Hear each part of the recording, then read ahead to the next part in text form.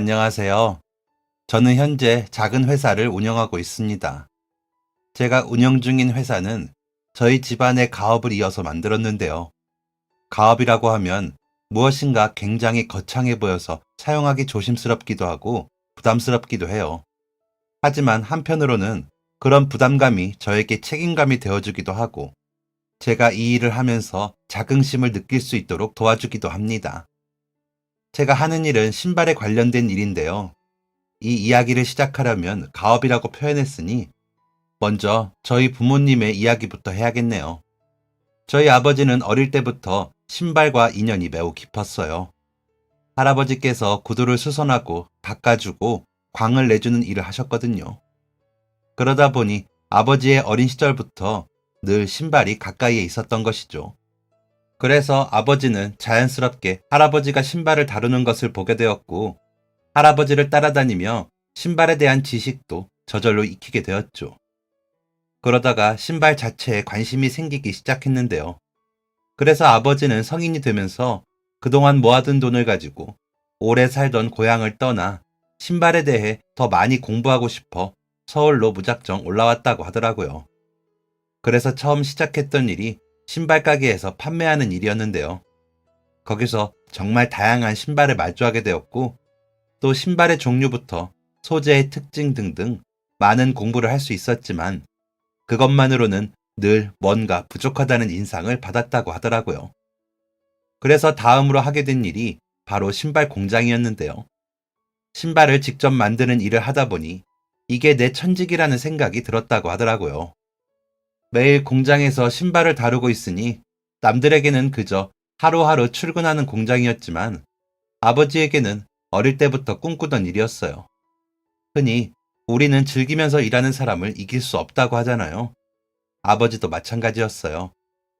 또래 청년들이 공장에는 그저 돈을 벌기 위해서 왔다가 빠르면 며칠 안에 아니면 몇 달 안에 다른 공장을 찾아 떠나고는 했지만 아버지는 신발을 만드는 자체가 행복했기 때문에 그 공장에 아주 오랫동안 일하게 되었죠. 할 수 있는 일도 한둘씩 늘어갔어요. 원래는 그저 공장의 한 부분을 맡거나 물건이 들어오고 나올 때 힘쓰는 일들을 하고는 했지만 나중에는 거래처에서 신발 디자인을 가지고 오면 이게 과연 실현이 가능한지 어떤 부분을 보완하면 좋은지 등등을 같이 의논하는 단계까지 가게 되었죠. 그리고 저희 어머니를 만나신 것도 바로 그 공장이었어요. 어머니는 한 신발 회사의 직원으로 일하고 있었는데요. 거래처인 공장의 디자인을 의뢰하고 상품을 확인하기 위해 자주 들리셨다고 하더라고요. 그러던 중 자기 일에 열정이 넘치는 아버지를 보고 반하게 되었다고 해요. 남들이 볼 때는 그냥 공장의 직원인데 신발에 대한 지식과 열정이 정말 남달랐다고 하더라고요. 주변에 여러 공장이 있었지만 다들 자신이 나이가 어린 여자 직원이라 무시하거나 혹은 그냥 단가를 높게 불러서 어떻게든 비용을 더 받아내려고 하는 사람들 뿐이었는데 아버지는 자신도 잘 모르는 부분까지 척척 대답하고 더 좋은 방향으로 제안하고 이끌 만큼 대단한 열정이었다고 해요. 그리고 한 번도 자신을 한낱 직원으로 취급하며 심부름꾼처럼 대하거나 공장에 대해서 뭘 아냐고 훈수를 두거나 거들먹거리지도 않았다고 하더라고요. 거래할 디자인을 가져가면 언제나 눈이 반짝이며 전문가의 포스를 가득 뿜어내는 부드러운 카리스마를 가진 아버지에게 저절로 마음이 가게 되었다네요. 그렇게 두 분은 공장 직원과 거래처 직원으로 시작해서 서로의 마음을 확인하고 결혼까지 하게 되었고 몇 년 후 제가 태어났죠. 그리고 아버지는 공장의 계약직 직원부터 시작해서 작업반장, 실장의 자리까지 오르게 되었고 나중에는 공장을 인수하게 되었어요. 나이가 많으셨던 공장장님은 은퇴를 위해 공장을 팔기로 결정하면서 가장 먼저 아버지에게 여쭤보았다고 하더라고요. 아마도 워낙 애정을 가지고 있는 직원이니 혹시나 공장을 다른 사람에게 판매한다고 하면 아쉬워하거나 새로 바뀐 사람이 다른 사람을 고용하느라 자를 수도 있다고 생각해서 그랬던 것 같아요. 마침 자신도 언젠가 이런 공장을 운영하고 싶어 돈을 모으고 있던 아버지는 그 이야기에 바로 승낙을 했어요. 당연히 어머니도 아버지의 꿈을 잘 알고 있었기에 오히려 잘 됐다며 기뻐해 주셨고요. 사실 모으고 있던 돈은 언젠가 미래의 공장을 사기 위해서 모으기도 했지만 두 사람이 조금 더 좋은 집으로 이사가기 위해 모으던 돈이기도 했다고 해요. 두 분은 결혼 후에 어머니가 원래 살고 있던 월세에서 같이 살기 시작했는데요. 어차피 아이가 생기면 더 큰 집으로 이사를 해야 하고 아버지도 어머니도 둘 다 일을 하시느라 집에 거의 없는데 지금 당장 돈을 더 들여 굳이 좋은 집으로 이사갈 필요가 없다고 이야기를 나눠 그렇게 사셨다고 해요. 그러면서 그 기간 동안 돈을 모으자고 한 것인데 공장 인수 이야기가 나오자마자 어머니는 더 고민할 것도 없이 바로 그러자고 해주신 거죠. 그때 아버지는 정말 고마웠다고 하셨어요. 크게 능력도 없는 남자 만나서 결혼 초부터 너무나 고생했는데 자기 뜻을 위해서 더 편안하고 안락한 삶을 기꺼이 포기하는 어머니를 보며 정말 결혼 잘했다는 생각을 수십 번, 수백 번 하셨다고 했어요. 그리고 그런 어머니를 위해서라도 어떻게든 성공해야겠다 결심하셨고요. 오래 일하던 직원이 공장을 인수했으니 거래처에서도 큰 불만이 없었다고 해요. 다행히도 원래 거래하던 분들도 그동안 아버지 때문에 공장을 이용했던 것도 있으니 아버지가 사장님이 되었다면 오히려 반길 일이라며 계속 거래를 유지해 주셨다고 하네요. 그렇게 다시 돈을 차곡차곡 모으기 시작했고 다행히 공장은 꾸준히 매출이 좋았어요. 그리고 몇 년 후 제가 태어났을 때 마침내 두 분은 조금 더 편안한 보금자리로 집을 옮겼죠. 공장을 구입하면서 이래저래 대출받았던 것도 있다 보니 제가 태어나고 나서 이사한 새 집도 막 엄청 좋지는 않았어요. 그 집에서 제가 초등학생 때쯤까지 살아서 저도 기억나거든요. 그냥 오래된 빌라였고 공장에서 집까지의 거리가 가까웠던 게 유일한 장점이었죠. 그리고 아버지가 자신의 아버지를 따라 신발에 관심을 가졌듯이 저도 마찬가지였어요. 태어나면서부터 구두와 붙어 있다시피 하다 보니 자연스럽게 제 관심도 온통 신발을 향할 수밖에 없었죠. 집에도 여러 신발 사진이나 샘플들이 많아서 어릴 때부터 신발을 장난감보다 더 많이 가지고 놀기도 했어요. 또 워낙 신발을 사랑하셨던 아버지는 그런 제 모습을 보면서 행복해 하기도 하셨고요. 제가 태어나면서 어머니는 회사를 그만두었어요. 제가 어릴 때 몸이 좋지 않았거든요. 남들보다 몇 달 일찍 태어나서 한동안 인큐베이터에서 지냈는데 다른 아이들보다 체중도 적게 나가 다들 걱정이 많았다고 했어요. 어머니께서는 제가 태어난 이후 1년 동안 제대로 잠을 잤던 게 언제인지 기억도 나지 않을 정도로 매일 저 때문에 뜬 눈으로 밤을 새웠다고 하시더라고요. 다행히 1년 정도 지나면서 건강도 체중도 점점 회복세를 보였고 심장에서 좋지 않은 소리가 나던 부분도 시간이 지나면서 괜찮아졌다고 했어요. 나이도 있고 아이도 있다 보니 제가 괜찮아졌다고 해도 다시 회사로 돌아갈 수는 없었고 대신 아버지의 공장 일을 도와주기로 하신 거죠. 그래서 저는 어릴 때 기억에 늘 어머니와 아버지가 함께 일하고 계셨기 때문에 원래 같이 공장을 운영하신 줄 알았어요. 제가 조금 자라면서 두 분의 연애 이야기를 들으며 그게 아니라는 사실을 알게 되었죠. 사실 그래서 한편으로는 마음이 무거운 부분도 있었어요. 어머니께서 다니던 직장을 그만두신 게 저 때문이라는 생각이 들었거든요. 물론 어머니는 어차피 돈 벌기 위해 다녔던 직장일 뿐 아버지처럼 대단한 꿈이나 목표가 있었던 게 아니라서 크게 상관없었다고 하지만 한편으로는 늘 죄송하더라고요. 제가 거의 5, 6살 때부터 아버지 공장을 자주 놀러 갔었는데요. 그럴 때면 아버지는 항상 신나서 공장 구경을 시켜주고는 하셨어요. 무슨 일 하는지, 신발은 어떤 과정으로 만들어지고, 각 기기는 어떤 장비이고, 어떤 역할을 하는지 등등 직접 현장에서 생생한 지식과 경험을 나눠주셨었죠. 그러다 보니 신발이 디자인되고 만들어지는 모든 과정을 아주 어릴 때부터 눈 감고도 이야기할 수 있을 만큼 익숙하게 알게 되었죠. 하지만 피는 속이지 못한다고 아버지를 따라 저 역시도 신발을 너무 좋아했기에 오히려 그런 경험들이 즐거웠어요. 다른 친구들은 유치원 끝나고 맨날 놀이터에 갈 때 저는 공장으로 뛰어갈 정도였죠. 또 친구들은 놀이공원이나 수영장 등 놀러 다니는 것을 좋아했지만 저는 그런 것보다 아버지와 함께 공장에서 신발이 만들어지는 과정을 보거나 시장 조사를 위해 신발 가게들을 따라다닐 때가 더 즐거웠어요. 부전자전이라는 말은 아마도 이럴 때 쓰는 게 아닐까 싶어요. 어머니는 어떻게 아버지를 똑 닮은 저를 낳았는지 신기하다고 저희 부자를 볼 때마다 붕어빵이라며 웃고는 하셨죠. 중학생쯤부터는 본격적으로 아버지 일을 옆에서 도와드렸어요. 학교가 끝나자마자 공장으로 달려가 아버지가 하시는 일을 도와드렸는데 자연스럽게 언젠가 제가 어른이 되면 제 일이 될 거라고 생각했던 것 같아요. 아버지도 어머니도 당연히 나중에 제가 공장을 함께 운영할 거라고 생각하셨고요. 하지만 안타깝게도 꼭 그렇지만은 않았어요. 제가 고등학생쯤 경제가 어려워지기 시작하면서 우리 공장 역시 불황을 맞이하기 시작했거든요. 게다가 경제가 어려워지니 굳이 비용도 많이 들고 손도 많이 가는 수제화에 대한 선호도도 떨어지기 시작했어요. 사람들은 중국이나 국내 공장에서 대량으로 생산해 단가를 낮춘 제품들을 찾기 시작했고, 저희 거래처 역시 그런 사람들의 선택에 발맞추다 보니 거래량이 점점 줄어들었죠. 처음에는 조금만 버티면 다 괜찮아질 거라는 생각으로 버텼어요. 조금만 더 버티면 될 거다. 조금만 힘내자 싶었죠.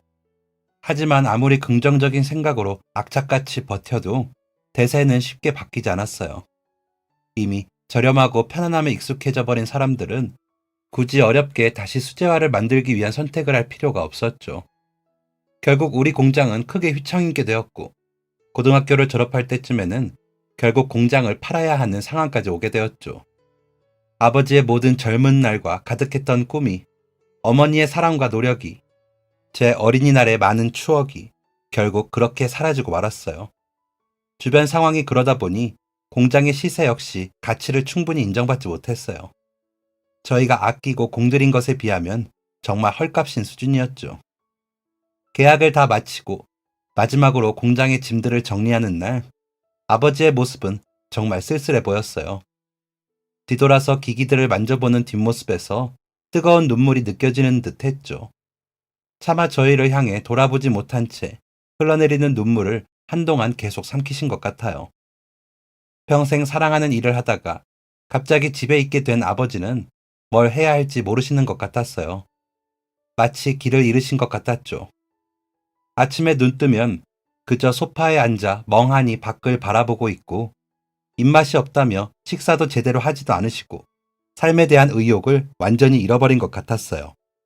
고등학교 졸업 후 저는 딱히 꿈도 목표도 없었기에 돈이라도 벌자 싶어서 일을 시작했어요. 대학에 가기에는 특별한 목적도 없었고, 제가 어디에 쓸지도 저에게 필요한지도 모르는 졸업장을 받기 위해서 굳이 그 많은 돈을 내가면서 다니고 싶은 마음도 없었죠. 그래도 좋아하는 것은 있었어요. 바로 신발이었죠. 그래서 고등학교를 졸업한 이후 저도 아버지처럼 신발 가게에서 일하기 시작했어요. 거기는 신발만 판매한다기보다 옷이랑 여러 아이템을 많이 파는 곳이었는데, 젊은 사람들에게 인기가 많은 곳이라 그런지 유행하는 패션들을 한눈에 볼 수 있는 곳이기도 했어요. 그래서 그때 패션에 대해서 정말 많이 배우게 된 것 같아요. 사실 그동안 신발만 보고 살아서 다른 패션에는 크게 관심이 없었는데, 자꾸만 눈에 보이게 되니까 어쩔 수 없이 알게 되더라고요. 또 여러 패션 스타일을 보고 있으니 거기에 어울리는 신발은 어떤 것일까 상상을 해보면서 재밌기도 했어요. 하지만 제가 일하며 삶의 의미를 찾아가는 사이 아버지는 점점 더 힘들어 하셨어요. 나이가 있으셔서 취직하기도 쉽지 않으셨고, 워낙 신발을 사랑하시는 분이기에 자기 기술을 살린 일을 하고 싶으셨을 거예요. 그렇게 힘 빠진 모습의 아버지는 처음이라 저도 어머니도 어떻게 위로를 해드려야 할지, 응원을 해드려야 할지 어려웠죠. 저는 아르바이트 비용을 열심히 모아서 아버지를 위한 선물을 하기로 했어요. 그리고 1년 가까이 열심히 돈을 모으고 아버지를 모시고 어딘가로 향했죠. 아버지는 어디로 가는 거냐며 계속 물으셨지만 저는 깜짝 선물을 위해서 비밀로 했어요. 물론 어머니와는 미리 상의하긴 했지만요. 그리고 지하철역 근처에 한 가게 앞에 섰어요. 거기는 바로 신발을 수선하고 광을 내주는 작은 가게였죠. 아버지는 왜 여기에 온 줄 몰라 어리둥절해 하셨는데, 저는 아버지를 위한 선물이라고 이야기해드렸어요. 그러자 너무 깜짝 놀라시면서 이 가게를 선물로 주는 거냐고 몇 번을 물으시더라고요. 예전에 아버지께서 신발을 수선하고 광을 내주는 기술을 배웠다는 이야기를 들은 적이 있는데 우연히 출퇴근길에 지하철역 근처의 수선가게가 눈에 띄더라고요. 의자 2개 정도 놓을 수 있는 좁은 공간이지만 그곳이라면 아버지가 자신이 사랑하는 신발을 마음껏 돌볼 수 있을 듯 했어요. 저런 가게라면 아버지를 다시 힘낼 수 있도록 할 수 있겠다는 생각이 들었고 열심히 돈을 모으기 시작했어요. 그러던 중 마침 집에서도 가까운 그곳이 임대로 나왔더라고요. 아버지는 가게를 보더니 너무 기뻐서 어찌할 줄 모르시면서도 저에게 이런 선물을 받으면 안 된다고, 자기는 자식이 열심히 번 돈으로 이런 거 받을 수 없다고 애써 거절하셨어요. 하지만 눈에서는 너무나 아쉬워하고 가게를 하고 싶은 표정이 보였죠. 그래서 이미 계약도 다 해버려서 어쩔 수 없다고, 아버지가 하실 수밖에 없다고 거짓말을 했어요. 그리고 앞으로 여기서 돈 많이 벌어서 저에게 용돈도 팍팍 주시라고, 그러면 된다고 설득을 했죠. 그렇게 아버지는 다시 일자리를 찾으실 수 있었어요. 그동안 생활비를 위해서 취직 자리를 알아보다 잘 되지 않아 대리운전을 하고 계셨는데 다시 자신이 사랑하는 일을 하게 되신 거죠. 아침마다 눈 뜰 때는 콧노래를 부르면서 나갈 준비를 하셨어요. 좁은 공간에서 온종일 사람들 상대하고 일하는 게 힘도 들고 허리도 아프실 법한데 아버지는 매일 자신이 신발을 만지러 출근한다는 사실이 행복하신 듯 했어요. 그 무렵 저는 신발에 대한 애정이 날이 갈수록 커지고 있었어요. 단순히 예쁘고 멋있는 신발을 구경하는 게 아니라 어느 순간부터인가 직접 만들어 보고 싶다는 생각이 들기 시작했어요. 그래서 제가 생각한 신발들을 직접 그림으로 그려보기 시작했죠.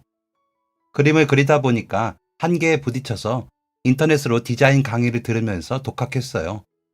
학원비를 알아보니 비용이 만만치 않았거든요. 그런데 또 나름의 독학으로 공부했는데도 생각보다 결과가 괜찮더라고요. 알고 보니 내가 재능이 있었나 하는 생각을 하면서 그렇게 조금씩 제가 생각한 디자인의 신발들을 그려나가기 시작했어요. 그러던 중 우연히 제가 일하던 옷가게의 사장님이 제 그림을 보게 되었어요. 직접 그린 거냐고 물어보시면서 너무 괜찮다고 이야기하시더라고요. 사장님은 온라인으로도 상품을 판매하고 있었는데 그래서 제가 한 디자인을 다듬어서 제작해보는 것은 어떤지 물어보셨어요. 저야 당연히 거절할 이유가 없어 바로 좋다고 이야기했고 그 다음 날부터 저는 매장 대신 사무실로 출근했어요. 그리고 진짜 디자이너들과 함께 제가 그려둔 신발의 디자인을 본격적으로 만들어가는 작업을 시작했죠. 덕분에 그곳에서 정말 많은 것을 배웠어요. 아버지의 수제화 공장에서 배운 것들과 겹치는 부분들도 있었지만 그곳은 다른 사람이 디자인한 상품을 제작해주는 곳이었다면 이곳에서는 아무것도 없는 빈 종이에서부터 신발이 되기까지의 모든 과정을 배울 수 있었죠. 그렇게 상품 디자인 작업에 참여하게 되었고 디자인뿐만 아니라 작업 방식, 그리고 컴퓨터 프로그램을 활용한 다양한 기술들까지 배워나갈 수 있었어요. 그리고 6개월 이후부터는 정식으로 디자이너로 계약을 한 후 활동하게 되었죠. 제가 디자인했던 상품이 작업한 지 8개월 만에 세상에 나오게 되었는데 생각보다 반응이 무척 좋았어요. 그리고 그 기세를 몰아서 계속해서 제가 원하는 신발들을 다양하게 제작해 나가기 시작했죠. 저도 아버지도 각자의 꿈을 향해서 달려나갔어요. 그리고 쇼핑몰에서 일한 지도 7년쯤 되었을 때 슬슬 독립해야겠다는 생각이 들더라고요. 집 말고 직장 말이죠. 제가 일하는 곳에서 많은 것을 배우고 일하는 분들과의 관계도 좋고 아무것도 없을 때 저에게 기회를 주신 너무 감사하고 좋은 곳이었지만 이곳은 의류를 주력으로 하는 곳이다 보니까 신발에만 집중할 수 있는 곳은 아니었어요. 그리고 제가 원하던 종류의 신발과 스타일이 많이 다르기도 했고요. 정말로 제가 원하는 신발을 만들기 위해서는 제 손길이 들어간 회사가 필요했어요. 다행히 그런 마음으로 사업을 시작했던 사장님께서는 제 입장을 충분히 이해해 주셨고 오히려 잘 되기를 바라는 마음으로 응원을 해 주셨어요. 그리고 퇴사 후 저는 본격적으로 창업 관련 상담을 받으면서 제가 원하는 회사를 차리기 위해 노력했어요. 창업을 상담한 끝에 당장은 쇼핑몰만으로 매출을 내기 힘들 수 있으니 사무실의 한 부분은 카페를 운영하기로 했어요. 갑자기 웬 카페인가 뜬금없을 수도 있지만 그때 당시 제 생각으로는 신발은 당장 제작이 어려워도 커피는 매일 팔리지 않을까 싶었거든요. 그래서 몇 달 동안 신발 회사 준비와 더불어 커피 관련 학원에 다니면서 자격증을 취득했어요. 그리고 1층에 작은 가게를 사서 한쪽에는 카페를, 다른 한쪽은 컴퓨터를 두고 디자인을 할 수 있는 공간을 만들었죠. 직원도 없이 저와 같이 학원에 다니며 커피를 배운 어머니와 함께 가게를 운영했어요. 정말 온전히 1인 사업이라고 할 수 있었죠. 그리고 제작한 신발은 근처 공장들을 수소문하면서 샘플을 제작했어요. 처음부터 잘 된 것도 아니고 몇 번의 실패를 거듭하기도 했죠. 단가가 맞지 않아 몇 날 며칠을 다리가 터져라 걸어다니면서 거래처를 알아보기도 했어요. 당장 제가 고객을 잔뜩 받아둔 것도 아니라서 대량 제작을 할 수 없었거든요. 그러다 보니 저처럼 소규모 제작을 하려는 사람이 거래할 곳을 찾는 게 쉽지 않았어요. 그래도 아버지와 어머니가 이전의 인맥과 정보들을 적극 활용해 도와주신 덕분에 마침내 괜찮은 거래처를 찾을 수 있었어요.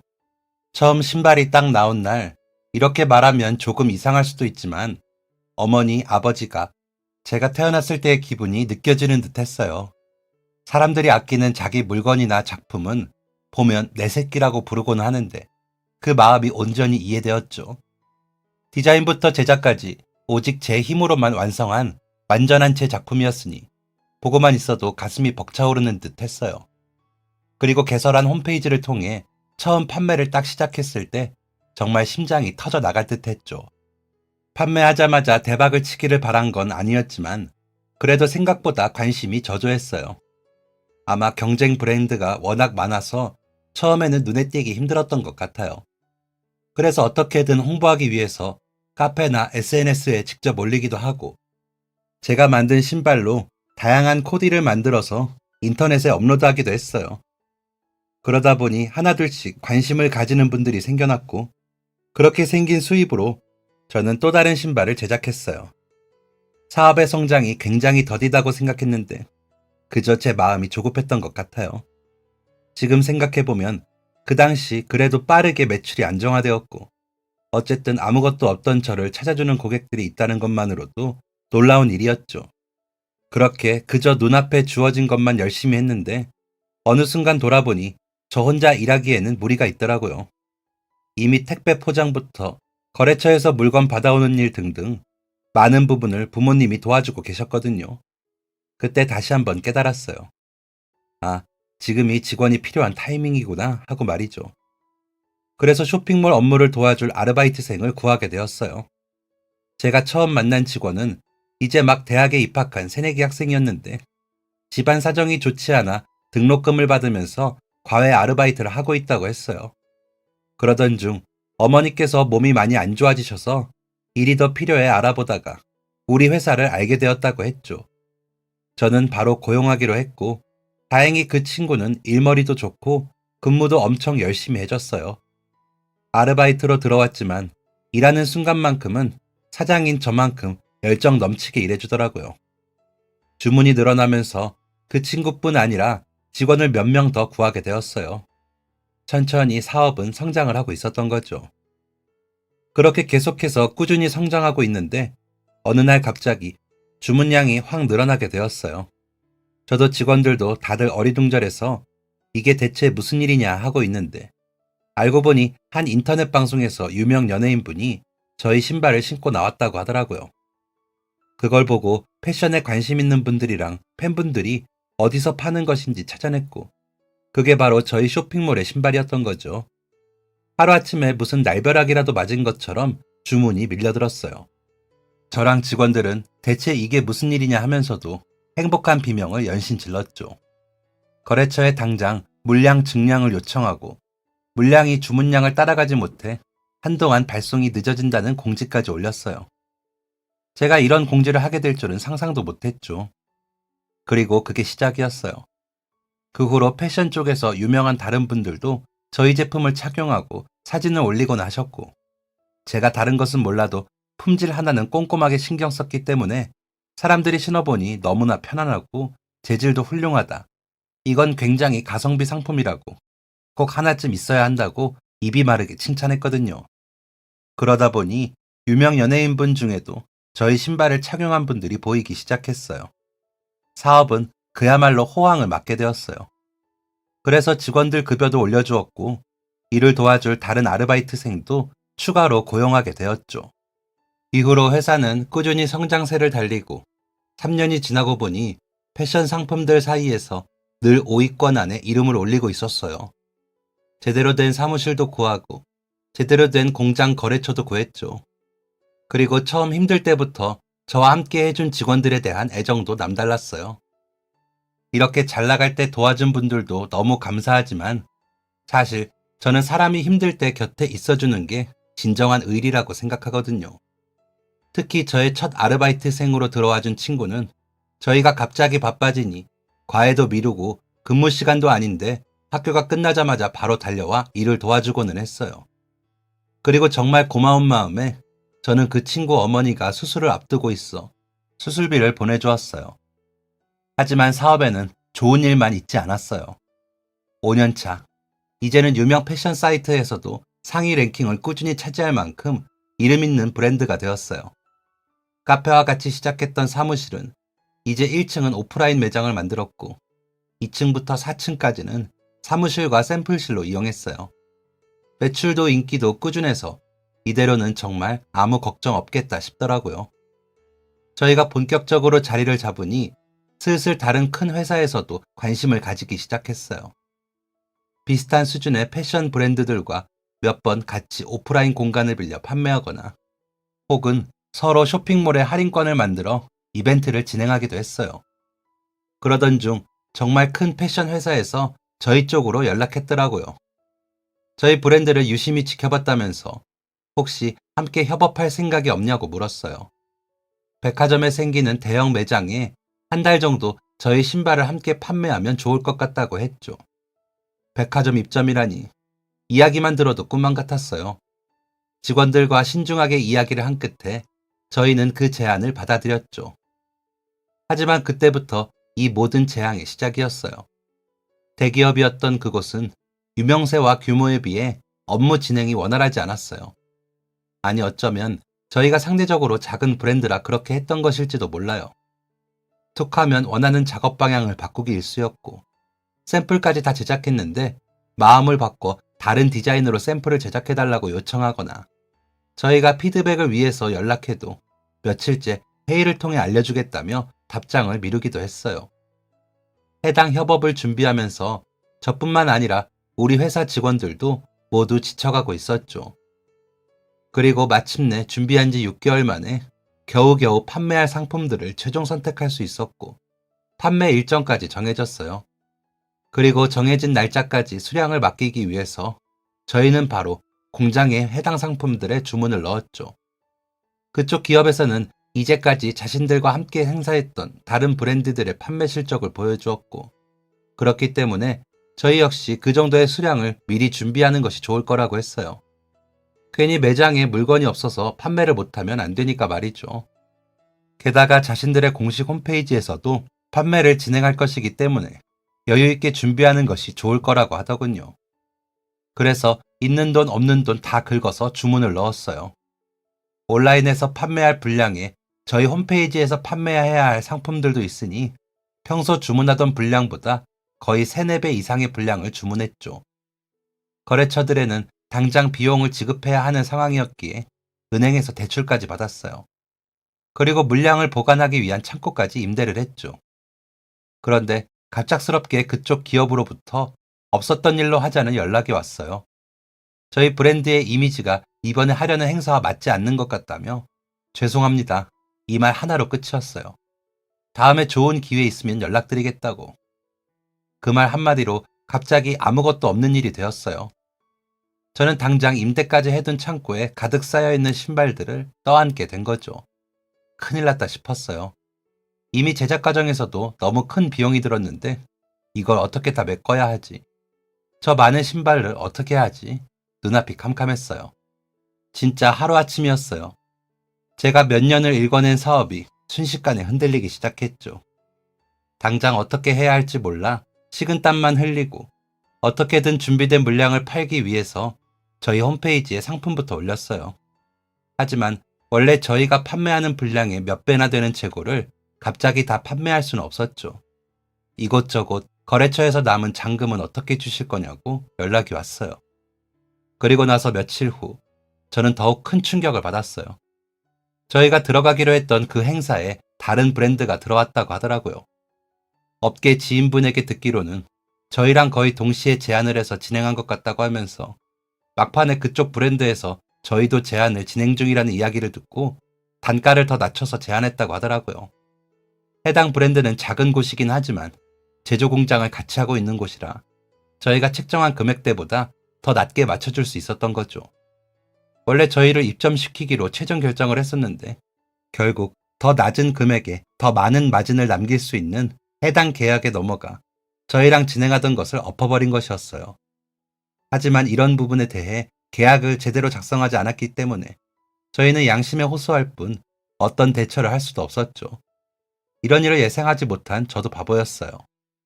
어쩔 수 없이 부모님에게 말씀드렸어요. 부모님께서는 도울 수 있는 부분은 최대한 도와주겠다며 제 등을 쓸어주셨죠. 이리저리 뛰어보았지만 줄일 수 있는 비용을 아무리 줄여도 더 이상 답이 없었어요. 당장 거래처에 잔금을 치르고 나면 직원들 월급도 줄 수 없는 정도였죠. 결국 고심 끝에 저는 직원들에게 솔직하게 이야기했어요. 현재 상황과 사정을 이야기하고 그러한 이유로 어쩔 수 없이 직원을 줄여야 할 것 같다고 했어요. 사무실에 앉아있는 직원들이 모두 저만 바라보고 있는데 평소 직원들 사정을 속속들이 알고 있는 저로서 퇴직 권고를 하고 있으니 마음이 찢어질 것 같더라고요. 그리고 아무도 어떤 말도 하지 않고 기나긴 침묵이 이어졌어요. 저는 더 이상 그들 앞에 서 있을 자신이 없어 도망치듯 사무실을 빠져나왔죠. 그 후로 시간이 어떻게 흘렀는지 모르겠어요. 그만둘 직원들은 그만두었고 그들의 월급과 퇴직금을 정산해주고 저희가 쓰던 건물도 내놓았어요. 그거라도 받아서 직원들 월급을 주려고 했죠. 그렇게 차마 직원들 얼굴 볼 용기가 나지 않아 사무실에 가지 못했어요. 그런데 거래처에서 상황이 힘들다고 들었는데 어떻게 잔금을 내셨냐면서 고맙다고 인사를 하시더라고요. 서로 힘든 상황인 거 뻔히 아는데 도와야 하지 않겠냐면서 남은 잔금의 10% 디스카운트를 해주겠다고 하셨어요. 대체 이게 무슨 말인가 싶어서 한동안 용기가 없어 가지 못했던 사무실로 향했어요. 근데 거기에는 이상한 광경이 펼쳐지고 있었어요. 며칠째 상심해서 사장은 사무실도 나오지 않고 코빼기도 비추지 않았는데 월급이 밀린다는 흉흉한 소문에도 불구하고 직원들이 사무실에 나와서 스스로 일하고 있었던 거죠. 그 장면을 보는데 그냥 말없이 눈물이 났어요. 제가 온 것을 보더니 직원들은 저에게 할 말이 있다고 했어요. 저는 무슨 말을 해야 할지 모르겠더라고요.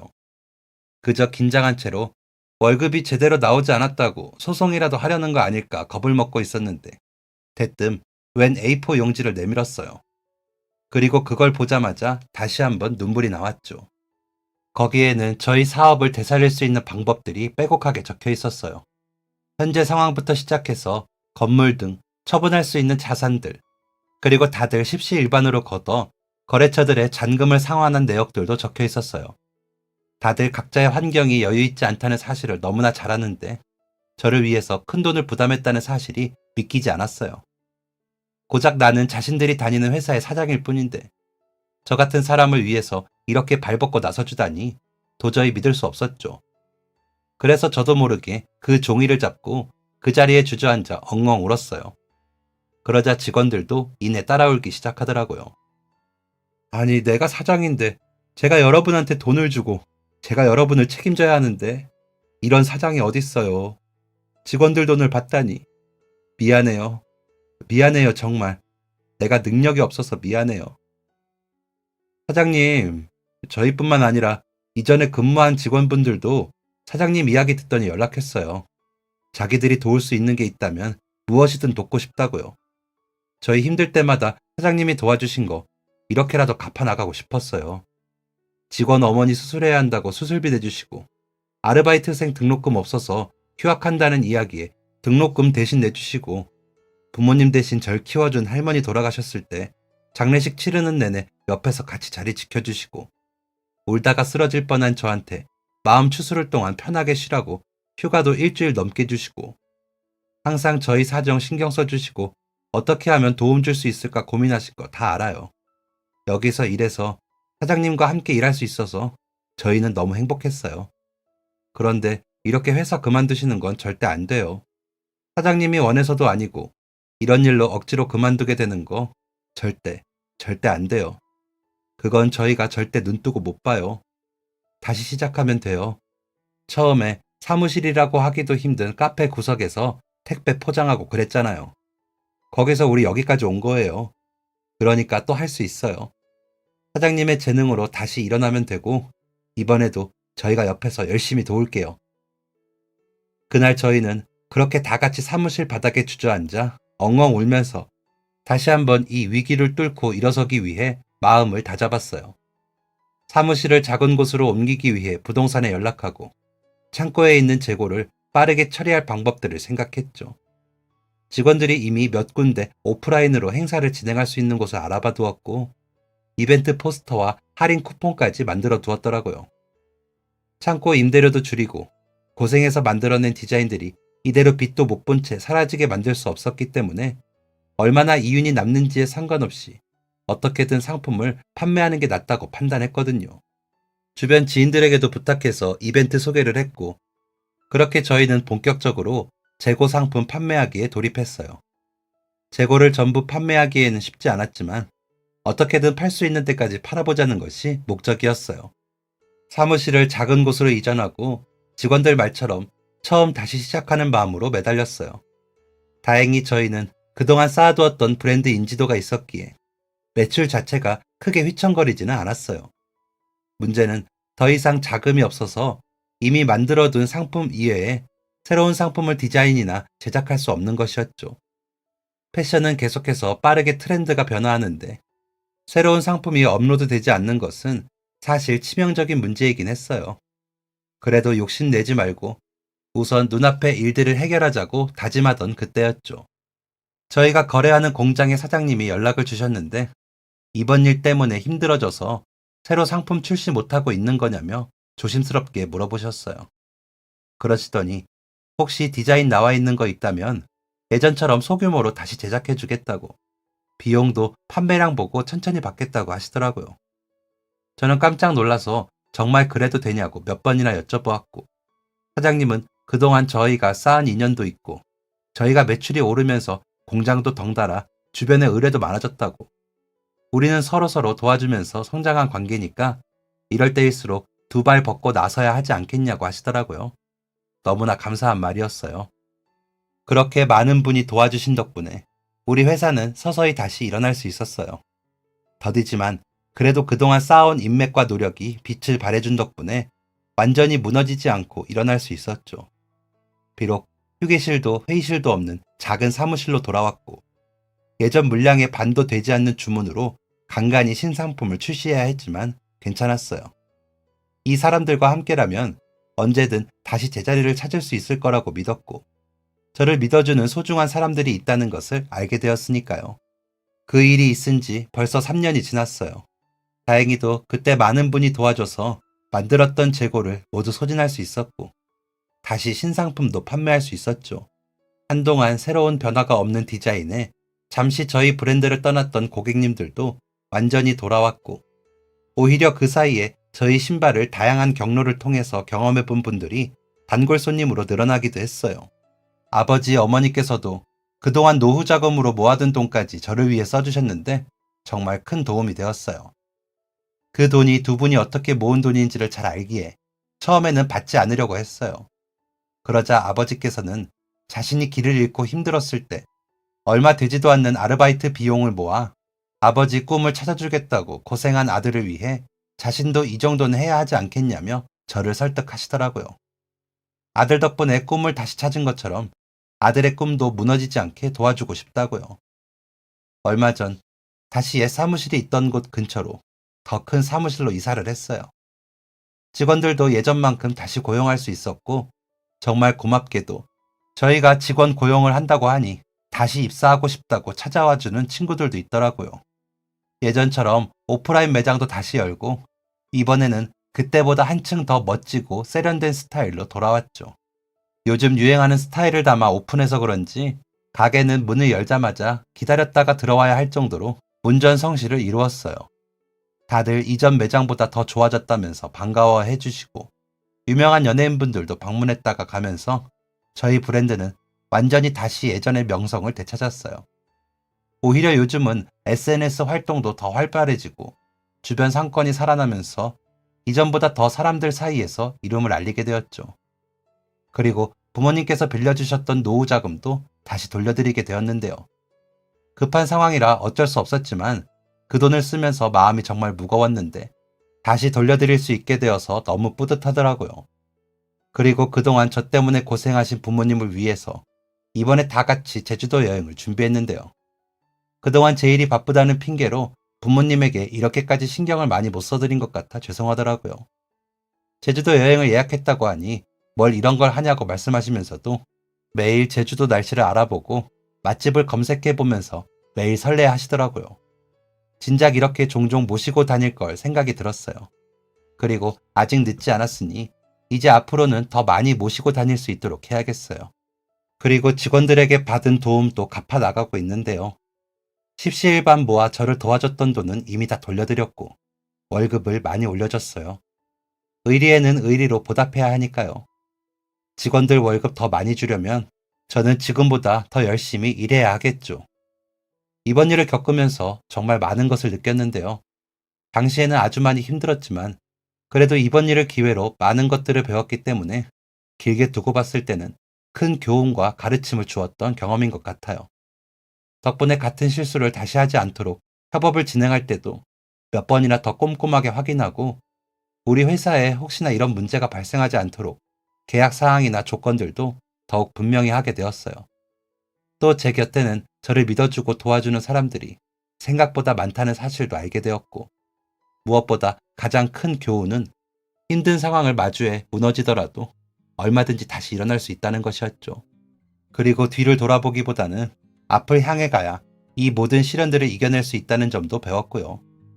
지금도 저희 분야에서 높은 인지도를 유지하고 있지만 앞으로는 또 다른 목표가 있는데요.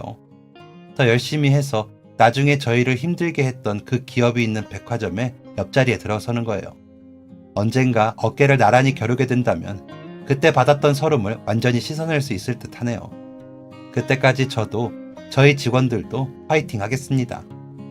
그리고 제 이야기를 들어주신 많은 분도 원하는 꿈을 향해 달려가며 언젠가 그 꿈을 이룰 수 있기를 항상 응원할게요. 지금까지 사연 들어주셔서 감사합니다. 사연이 재밌으셨다면 구독과 좋아요를 눌러주세요. 감사합니다. 안녕히 계세요.